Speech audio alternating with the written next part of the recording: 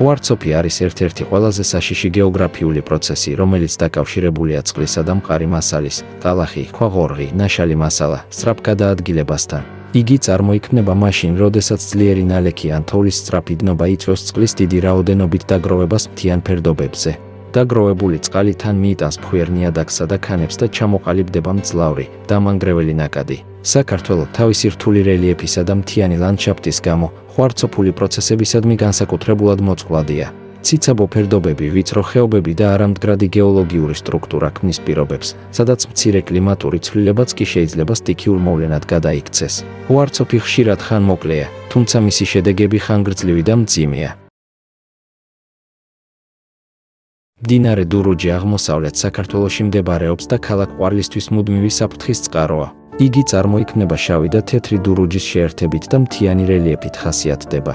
მდინარის აუზის ზემო დინებაში მარაოსებრი ფორმისაა, რაც ხელს უწყობს ნალექის წყლის სწრაფ შეკრებას და ნაკადის გაძლიერებას. ისტორიულად დურუჯზე არაერთი კატასტროფული ღვარცოფი დაფიქსირდა. განსაკუთრებით მძიმე იყო 1904 და 1959 წლების მოვლენები, რომლებმაც დიდი მატერიალური ზარალი და ადამიანური მსხვერპლი გამოიწვია. 1959 წელს ღვარცოფმა 56 ადამიანის სიცოცხლე იმსხვერპლა. აღნიშნული ტრაგედიების შემდეგ აშენდა დამბები და დამცავი ნაგებობები, თუმცა მათი დროული მოვლა და განახლება აუცილებელია. მიუხედავად საფრთხისა, დურუჯის მიერ ჩამოტანილი ნალექი ნიადაგს ამდიდრებს. კოლოიდური მასალა აუმჯობესებს ნიადაგის სტრუქტურას და ხელს უწყობს ვაზის, განსაკუთრებით საფერავის ჯიშის ზრდას, რაც რეგიონში მეღვინეობის განვითარებას უწყობს ხელს. ეს მაგალითი გვიჩვენებს, რომ ბუნებრივ პროცესებს შეიძლება ჰქონდეს როგორც უარყოფითი, ისე დადებითი გავლენა. მდინარე კაბალი ლაგოდეხის მუნიციპალიტეტში მდებარეობს და ღვარცოფული მდინარეების კატეგორიას მიეკუთვნება. იგი სათავეს მაღალმთიან ზონაში იღებს და იკვებება თოვლის, წვიმისა და მიწისქვეშა წყლებით.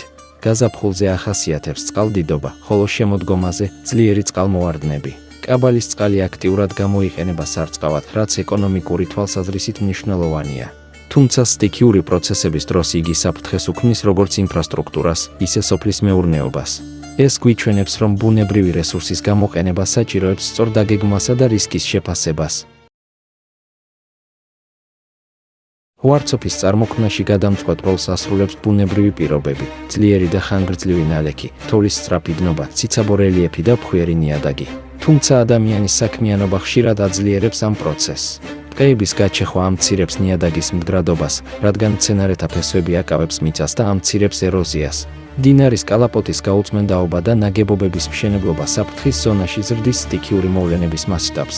შესაბამისად, ადამიანის არასწორი ქმედებები ბუნებრივ პროცესს კატასტროფად აქცევს.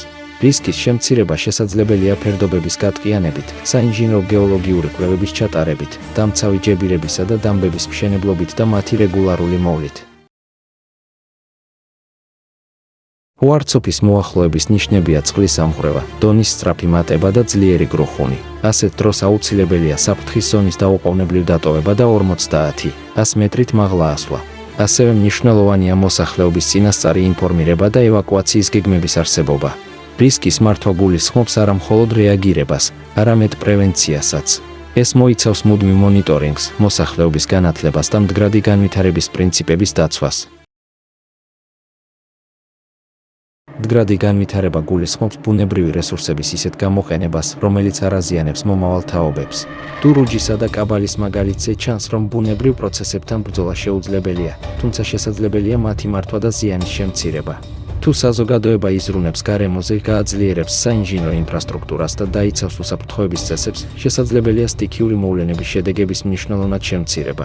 სწორედ ეს არის გეოგრაფიული კვლევისა და ანალიზის მთავარი მიზანი, ბუნებრივი პროცესების გაგება და მათი გონივრული მართვა. მდინარე დურუჯისა და მდინარე კაბალის მაგალითზე ნათლად ჩანს, რომ ღვარცოფი წარმოადგენს ძლიერ და რთულ გეოგრაფიულ პროცესს, რომელიც დამოკიდებულია როგორც ბუნებრივ პირობებზე, ისე ადამიანის საქმიანობაზე. რისკის შემცირება შესაძლებელია პრევენციული ღონისძიებებით, სწორი დაგეგმვითა და საზოგადოების ცნობიერების ამაღლებით. ბუნებასთან ჰარმონიული და პასუხისმგებლიანი თანაცხოვრება არის სტიქიური საფრთხეების შემცირების მთავარი გზა.